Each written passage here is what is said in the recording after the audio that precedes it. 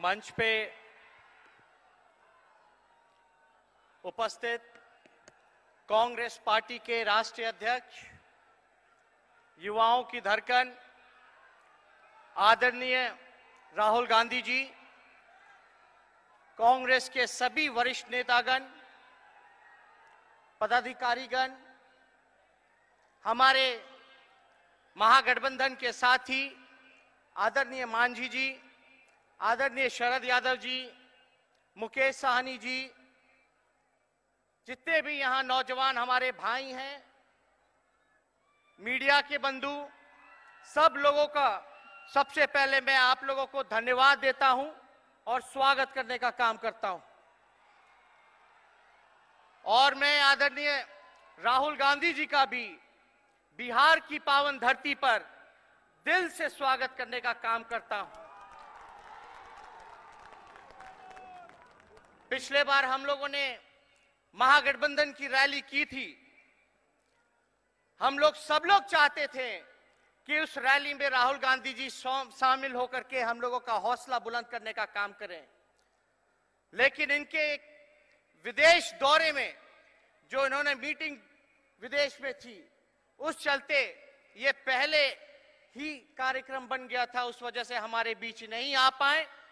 लेकिन मुझे खुशी है कि आज भले ही कांग्रेस पार्टी अपनी रैली करने का काम कर रही है, लेकिन राहुल गांधी जी बिहार आकर के सभी लोगों को जो उम्मीद थी कि राहुल गांधी जी आकर के बिहार के जवानों को, नौजवानों को, सभी साथियों को मोदी जी के असलियत का उजागर करने का काम करेंगे।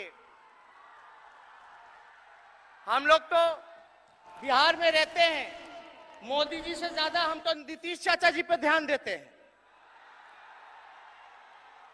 हर बात पे पलटी मारते रहते हैं।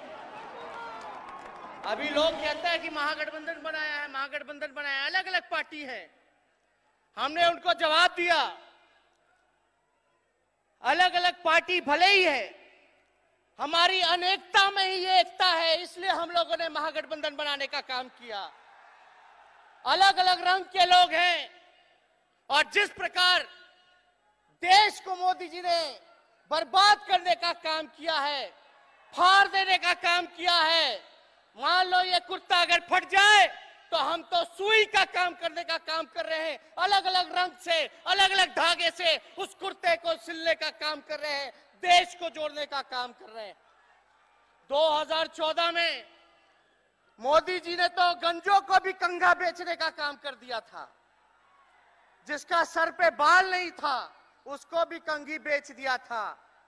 जितने गंजे थे वो पूछते थे, मोदी जी हमारा तो बाल नहीं है तो हम कंघी किस काम का है? तो मोदी जी बोलते थे अभी खरीद लो, बाद में उगा देंगे। उसी प्रकार से अच्छे दिन आएंगे, नौजवानों को हर साल 2 करोड़ रोजगार देने का काम करेंगे, 15-15 लाख रुपए हर एक के खाते में देने का काम करेंगे। आप सब लोगों को ठगने का काम किया और सबसे ज्यादा अगर सौतेला व्यवहार अगर मोदी जी ने करने का काम किया है तो हमारे बिहार के साथ करने का काम किया है। आज जितने आप सब लोग हो, आप सबको मोदी जी से और हमारे पलटू चाचा जी से बदला लेकर के रहना होगा।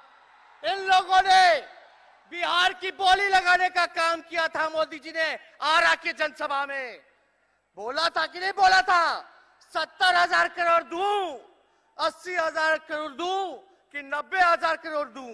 चलो 1.25 लाख करोड़ रुपया दिया। अरे मोदी जी कहां गया? 1.25 लाख करोड़ का पैकेज का आपने वादा किया था, बिहार को विशेष राज्य का दर्जा देने की बात कही थी, आखिर हमारा अधिकार कहां है? अगर आप समझो कि बिहार को आप ठगने का काम किए हैं, लेकिन आप एक बात और समझ लीजिए, बिहार के लोग उड़ती चिड़िया को भी हल्दी लगाना जानने का काम करते हैं। आपसे जब लोग सवाल पूछते हैं, लोग आपसे जब आपके वादों को गिनाते हैं कि आप पूरा कब करोगे, तो अपने alliance partner CBI, ED, income tax को आप पीछे लगा करके डराने का काम करते हैं, धमकाने का काम करते हैं। लेकिन मोदी जी, ये मत भूलिए कि हम लोगों ने जिंदगी भर, हमारे पिता ने गरीबों के लिए लड़ाई लड़ने का काम किया, शोषितों के लिए लड़ाई लड़ने का काम किया। आप भले ही सीबीआई, ईडी, इनकम टैक्स लगा दोगे, लेकिन जनता के दिलों में से लालू जी को नहीं निकाल पाओगे। और लालू जी इनके गीदड़ भपकी से डरने वाले नहीं, हमारे पिता हमारे शेर हैं। इसलिए आप सब लोगों को एकजुट होकर के इस लड़ाई में आप लोगों को देश बचाने का काम करना है। आप सब लोग जानते हैं कि मोदी जी ने कितना झूठ पर झूठ बोलने का काम किया। मैं कहता हूं मोदी जी झूठ बोलने के फैक्ट्री हैं, झूठ बोलने के होलसेलर हैं।